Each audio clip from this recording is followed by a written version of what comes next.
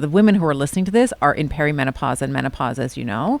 And so they're going, where we see muscle loss accelerating in midlife if there's no strategy.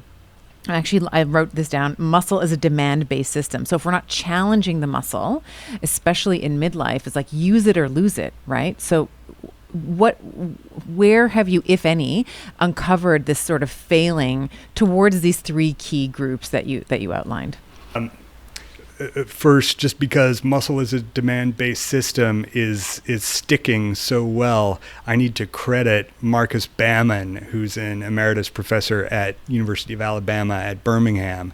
That is his phrase. Love it. He is has done tremendous research, especially on muscle and aging, and a lot on resistance training for older women. His YouTube videos are really worth looking up. Great source of research there. Now, to the question of failing these demographics, yes, of course we have.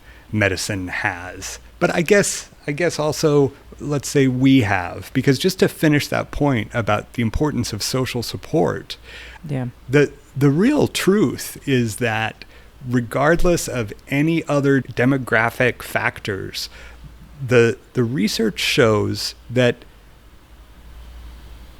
people who have a lot of people in their lives who care about whether they lift weights or not are the ones who are likely to go to the gym. If people don't care whether you go to the gym, you're probably not going to go. That's what social support means. So I guess, really, if people forget every other thing that we talk about today, the people who are listening to this, who do go to the gym and do lift weights, what I would hope they would remember is that we've got to share this with people.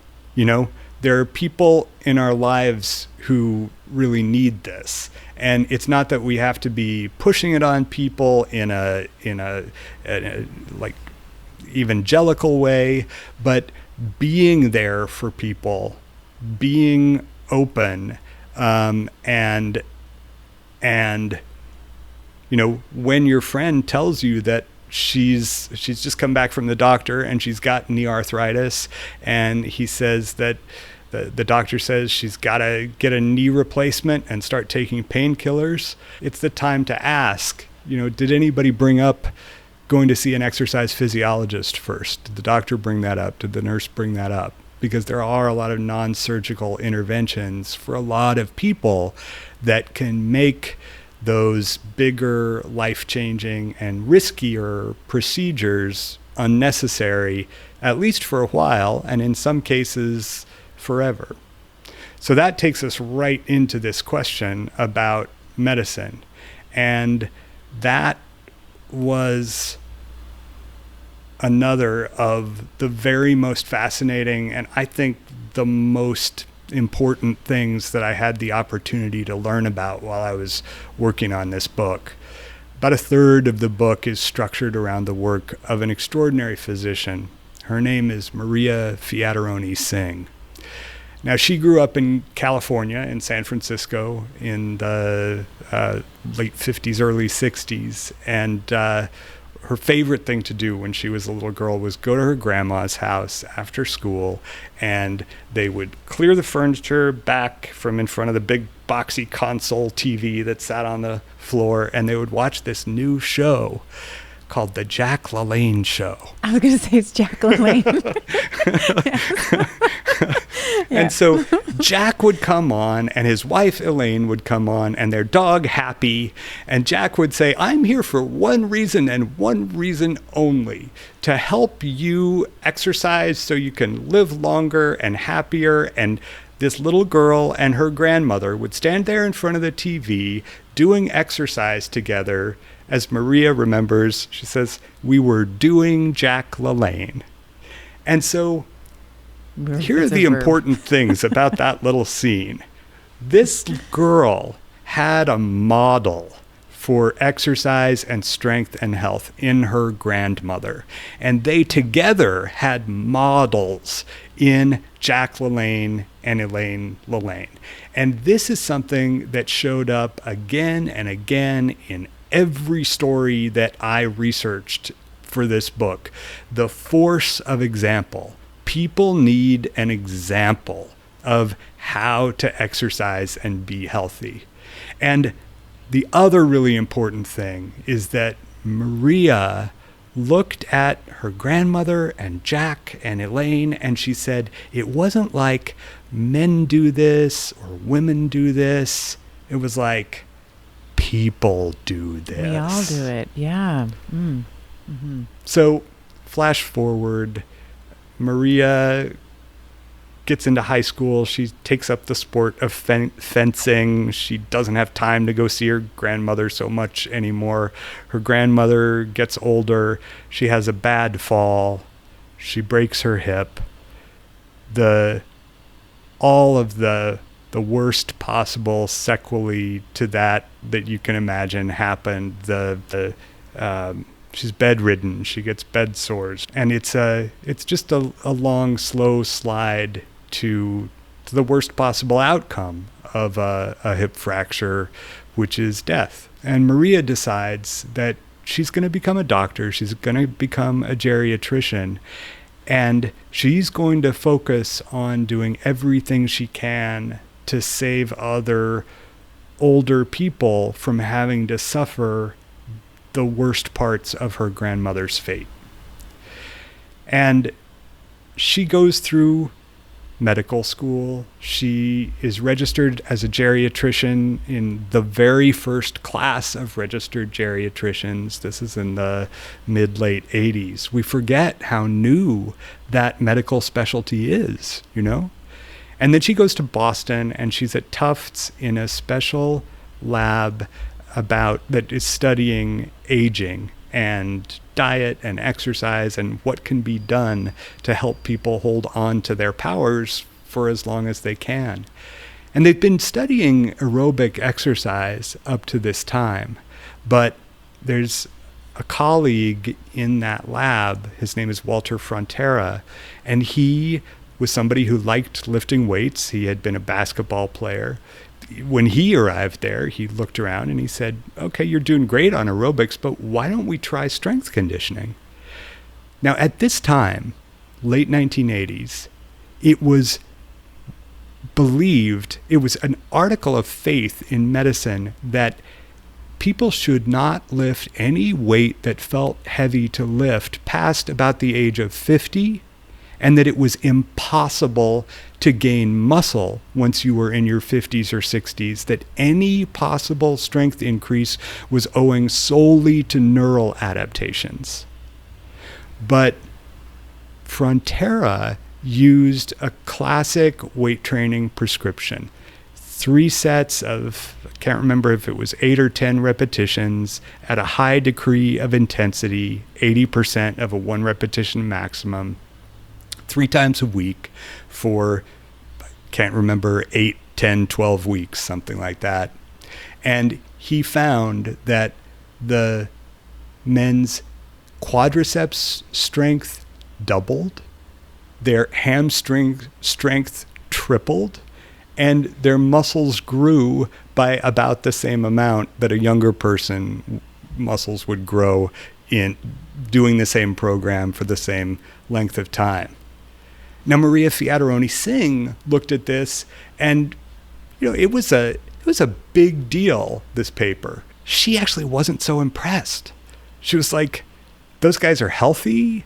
They're like young, old. They're in their 60s. They're not old.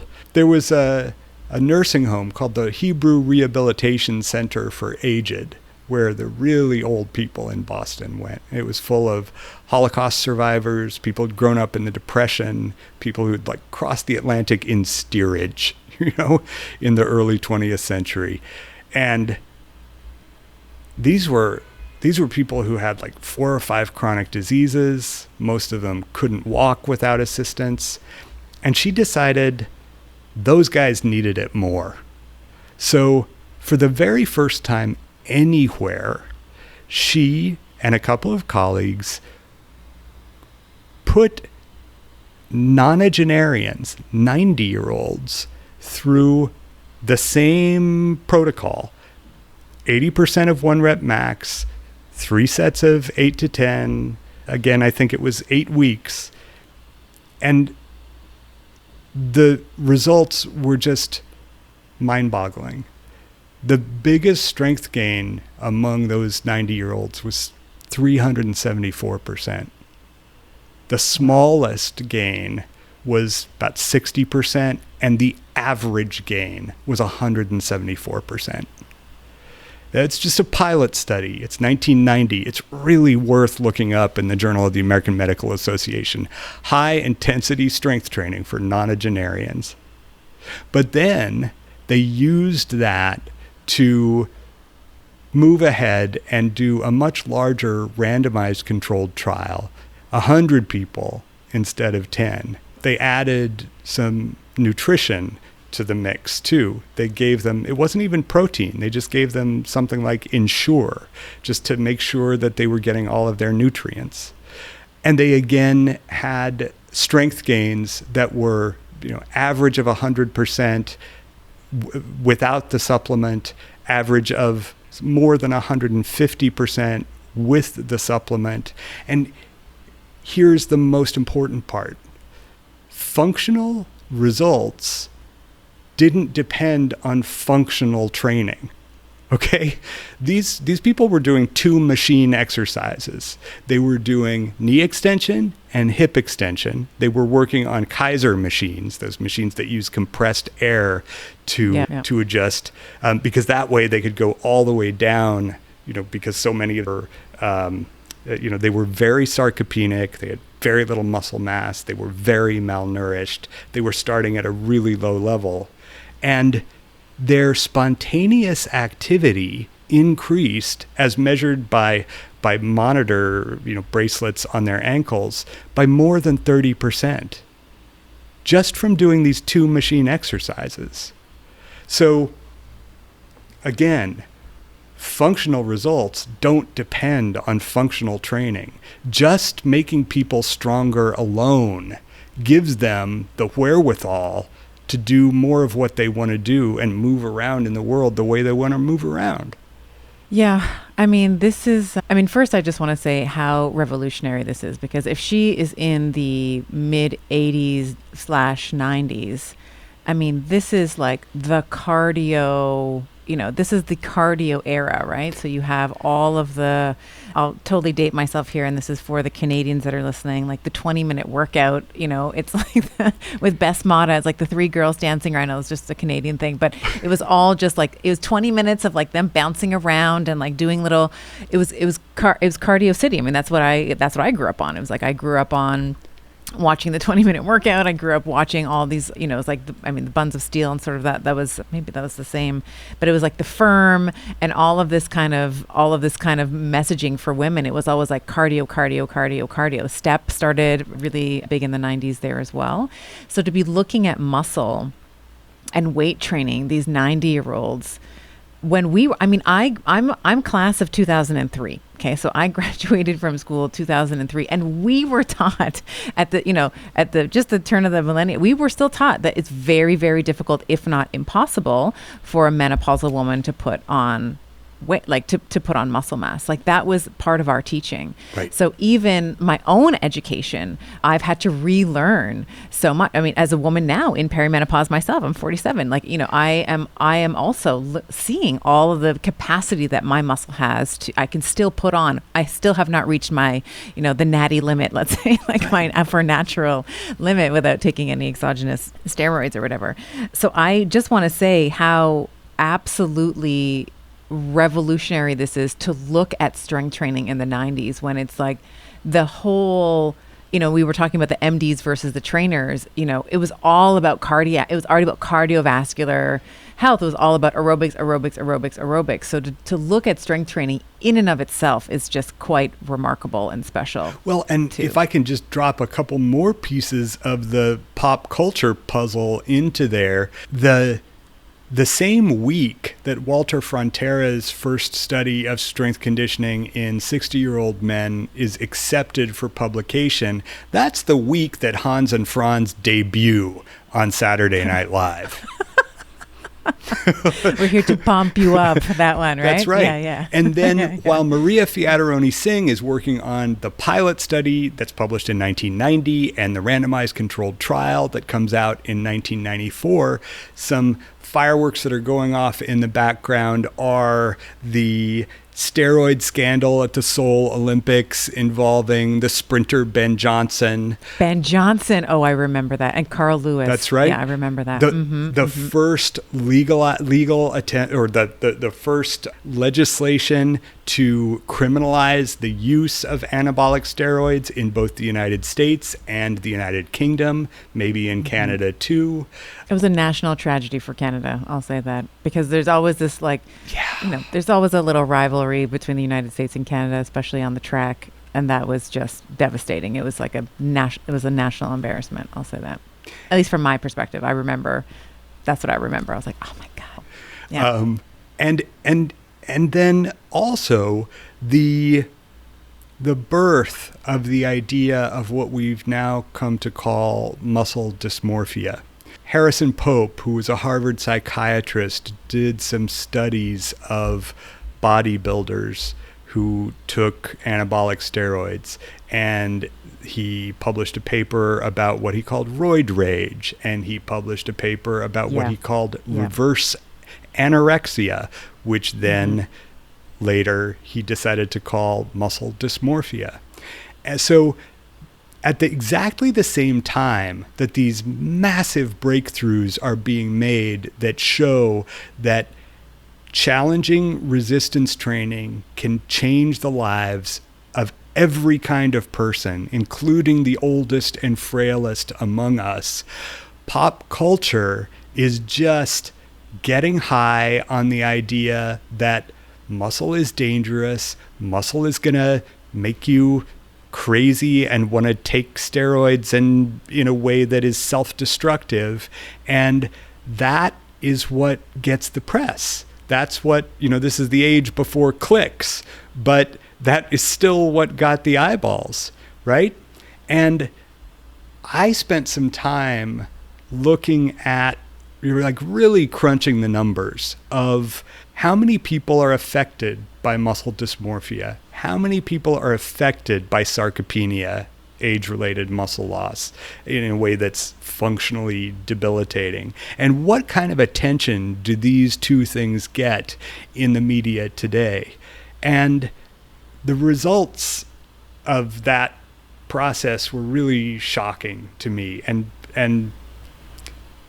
the highest estimate quoted in the most recent statement by the American College of Sports Medicine on the use of anabolic and androgenic drugs, the highest estimate says that as many as 4 million men in the United States may be using them.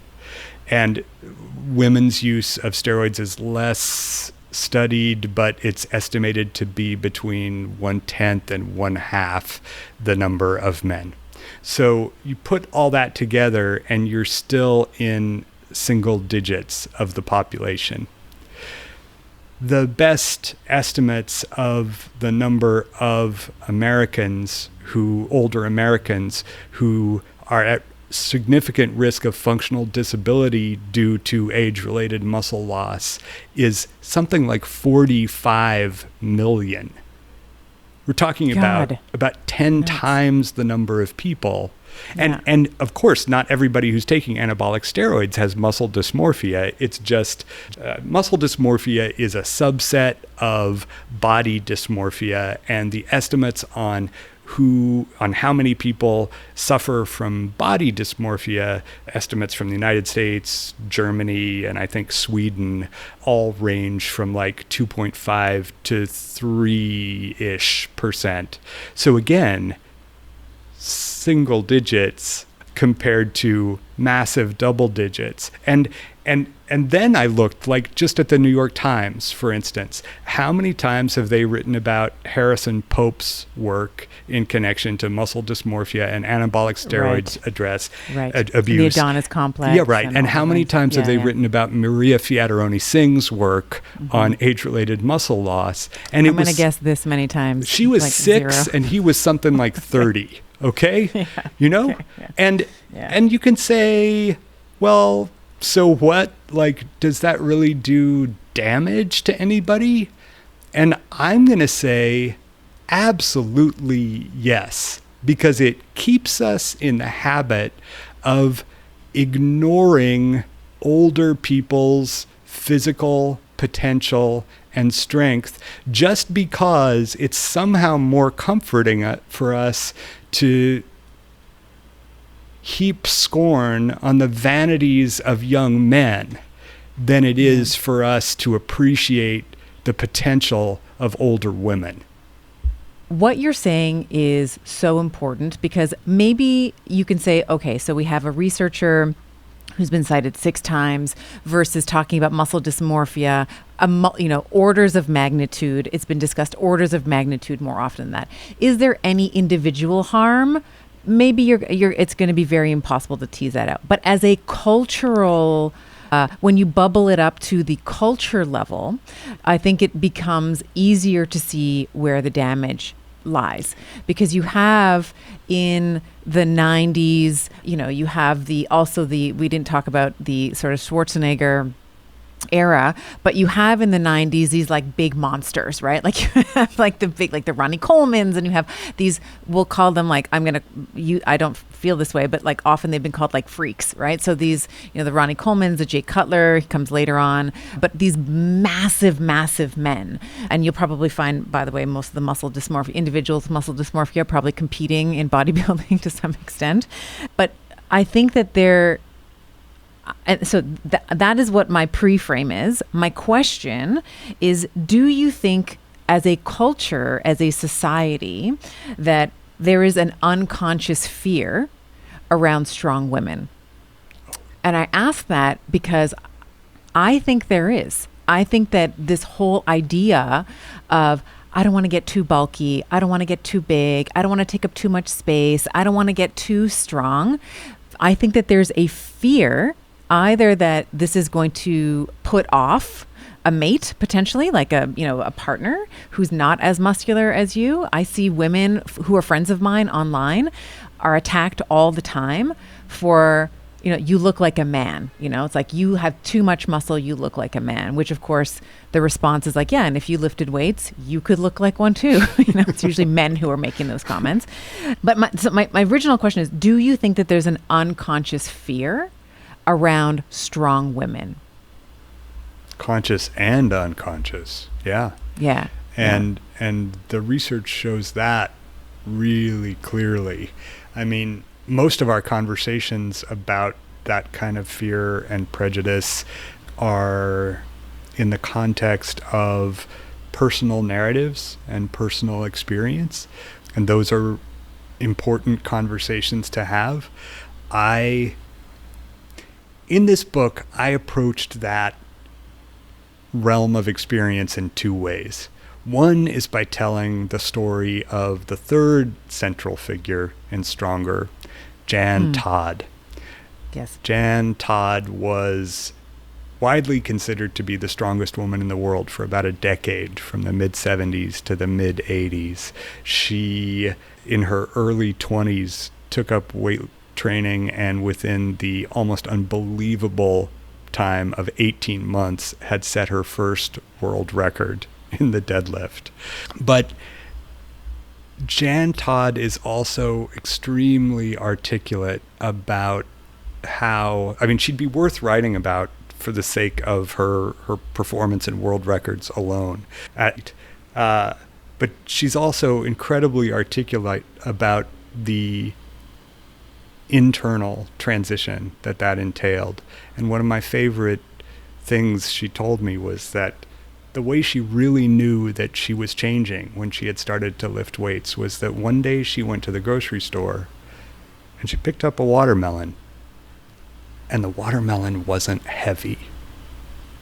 Wow. Yeah. Yeah.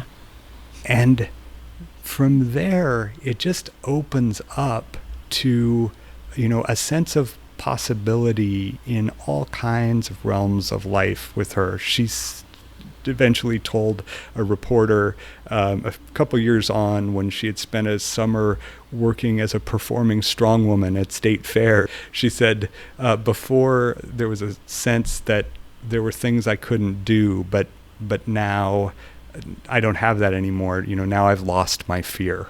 So one way of approaching the question that you just asked is to look at individual experiences. And to me, of all the stories I've ever heard, Jan Todd's story of transformation is really the most extraordinary one, because she also, after she was an athlete, became a coach in the sport of powerlifting. She coached both the U.S. men's and women's teams to world championships. She was the first woman ever to coach any men's national powerlifting team to a world championship. And then she retired as an athlete and coach, and got a PhD in history. And she single-handedly rediscovered a forgotten history of heavy resistance training among Victorian women.